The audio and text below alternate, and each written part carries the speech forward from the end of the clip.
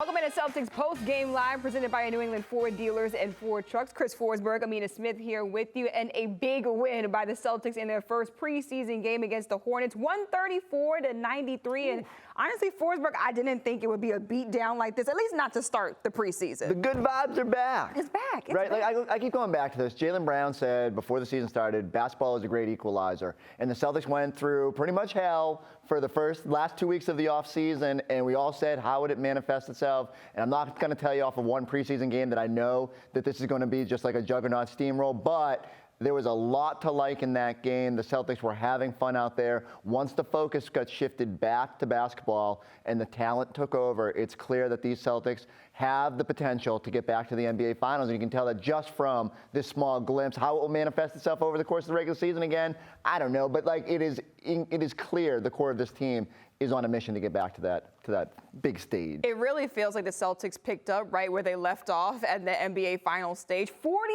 assists in this matchup today. How did you see that manifest on the court? Yeah, so the first thing was the pace was cranked up. I mean, if Tommy Heinsohn were here, he'd be so happy because like this is what we all wanted. That we knew if they move the ball, they got such good shooters on the perimeter. You're going to get opportunities, whether it's easy dunks at the rim. There was a bunch of lobs out there today, or just kicking to the perimeter and guys knocking down shots.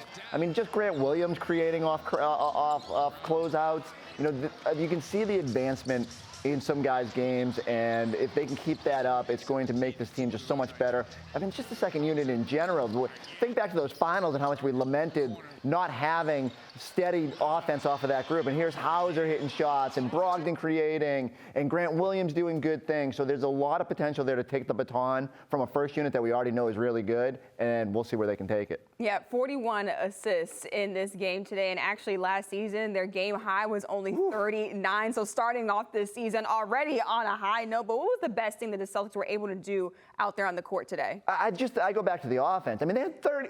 How many turnovers was it? What was the total number? 23, it was like, I think it came out to. The one thing we're going to walk away and be like, ooh, the one thing they didn't do good was ball security. And certainly after the NBA Finals, that's something we want to see them do better. But to do that and still put up 130-something points is insane. If the Celtics can play offense and take better care of the basketball, they have unlimited potential with this group. And think about it. Like, Rob's not even out there yet to space the floor and be a rim threat. And so I just feel like that was what I walked away with thinking, all right, Jason Tatum didn't even shoot the ball good. Mm-hmm. And the Celtics were an offensive juggernaut. And maybe I'm just overvaluing what the Hornets are. I thought they'd show themselves a little bit better. But man, the Celtics offense looked really, really crisp at the start of this season. Yeah, putting up 134 points despite the 23 turnovers is good, but I would like to see those turnovers come down. Just a little bit. Just a little PTSD bit. on the finals just there. Just a little bit. A look at Malcolm Brogdon's afternoons presented by 24autogroup.com. You'll save more at Route 24. 11 points for Malcolm Brogdon, 4-9 from the field, 2 of 6 from 3,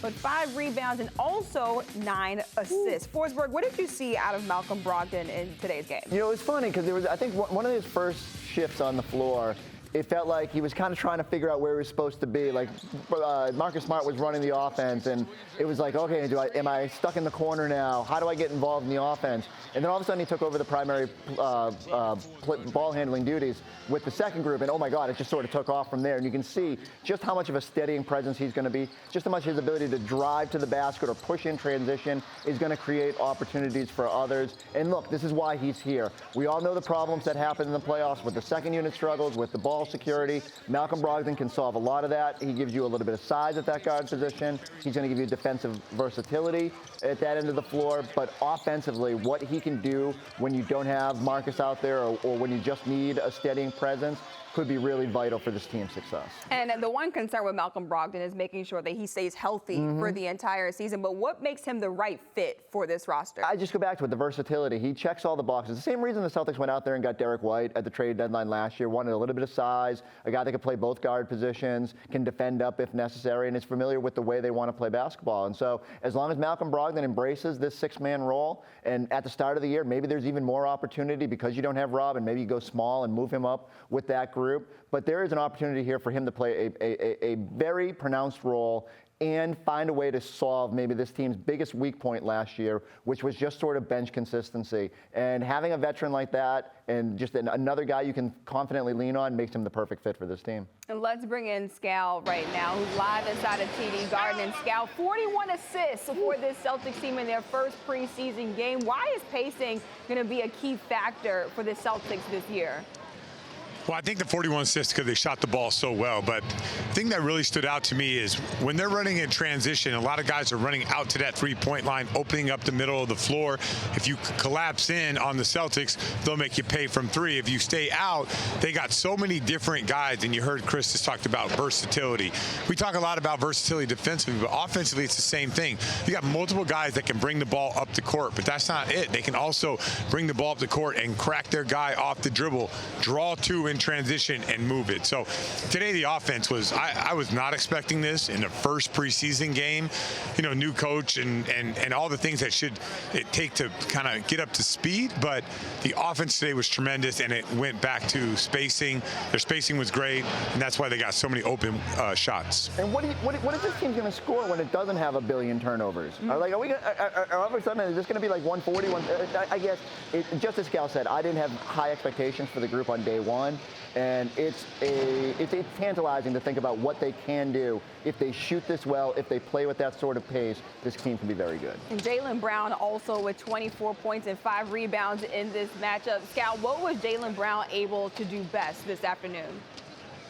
I mean, it goes to what the Celtics were doing. Everyone was moving it. So Jaylen Brown was just taking advantage of that. Like, obviously, you know, he can get his shot off anytime he wants. But for Jaylen Brown to be successful, he has to have space to work. And I think the spacing today was completely locked in. And I was shocked by that because, you know, when you go into the offseason and everyone works, guys aren't harping on spacing. They're working on going one-on-one.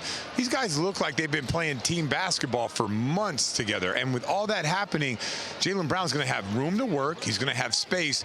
Another thing I saw with a lot of opportunities for him on wide pin downs, for him to get the ball, turn the corner, and make a play. And I was really happy, not just the way that Jaylen Brown made shots and he had the points, but I was just happy by the decision-making of the team out there. Today, I felt like no one had an agenda. They were all out there hooping, and it was Jaylen Brown's night to take advantage of that. Another night, it could be Smart. It could be Tatum. It could be Al Horford. It could be any of these guys when you play basketball the way that they just play basketball. The one thing I like is Jaylen was clearly their best player in the NBA Finals with the way that he was consistency and his offensive contributions, and he kind of picked up right where he left off. And we know we're going to see a little bit more. We saw the flash, or maybe that little zip pass to Al there. Like, there's another, every year Jaylen Brown comes back ready to go to another level, and maybe this is a sign, like hitting the ground running this year, that he really wants to get to that all-NBA caliber level, all-star level, whatever it is that Jaylen wants to aspire to. I'm chalking it up to the underwater workouts. I'm telling you. With Jaylen Brown and him hanging out with Kanye West during the offseason. Thanks so much, Scal, for that insight. Let's take a break here on Celtics Post-Game Live. You see that final score from inside of TD Garden, 134-93. Coming up, Abby Ching goes one-on-one with Sam Hauser. Plus, we hear from head coach Joe Mazzulla. Stay with us.